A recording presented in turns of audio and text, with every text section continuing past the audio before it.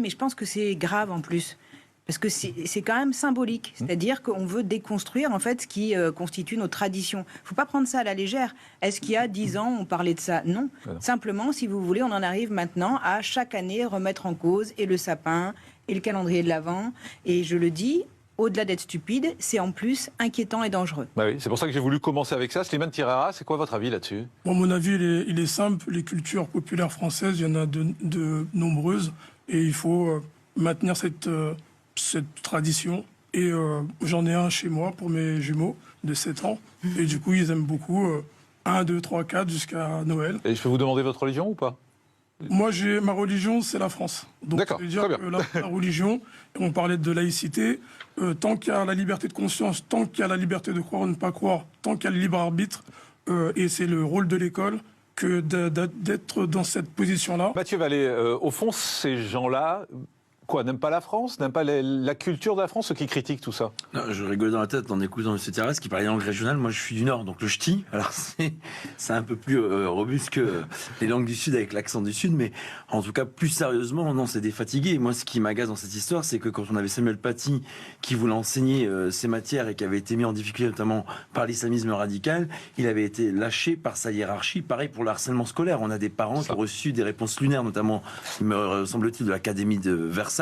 Et donc, c'est comme d'habitude, s'ils pouvaient avoir la même célérité, le même zèle sur des cas réels, sérieux, et notamment qui mettent en danger nos enfants plutôt que de calendrier de l'Avent, en fait, effectivement, on a une perte complète de notre identité. C'est ridicule. Et pendant ce temps, que font les Insoumis? Eh bien, il y a Antoine Léaumont qui a publié un tweet ce week-end. Alors, il a publié un tweet, alors non pas pour défendre le calendrier de l'Avent, on imagine bien, mais pour défendre un jeune restaurateur qui avait décidé de faire sa promo sur l'aligot, alors plat typiquement français et tradition française, parce qu'il avait décidé de faire un aligot halal. Alors bon, déjà l'aligot, je vois pas en quoi il peut être halal, parce qu'a priori c'est des pommes de terre et du fromage, mais bon bref, il a fait une vidéo et du coup voilà, il y a une montée en pression contre ce restaurateur. Donc regardez la vidéo de ce restaurateur qui nous explique qu'il fait de l'aligot halal et que c'est fantastique. En tant que pur français d'origine lozérienne, je suis fier de te présenter le premier aligot halal de France. Louis, à seulement 26 ans, il te propose l'un des meilleurs plats français, l'aligot venu tout droit de l'Aubrac, mais en version halal. C'est une spécialité à base de pommes de terre mélangées avec du fromage. Ça a une texture élastique qui intrigue les petits comme les grands. Ils veulent la célébrité, ils rêvent de succès, ils attendent la gloire, ils sont 16 à vouloir devenir stars. Oh les bâtards. Joker fort. Ne laisse rien au hasard pour te faire découvrir le véritable goût de cette spécialité. Le tout est accompagné de saucisses provenant de la boucherie des Jumeaux, reconnue comme la meilleure boucherie halal de France. Ça, c'est Louis, à seulement 26 ans, il te propose l'un des meilleurs plats français, l'aligot venu tout droit de l'Aubrac, mais en version halal. C'est une spécialité à base de pommes de terre mélangées avec du fromage.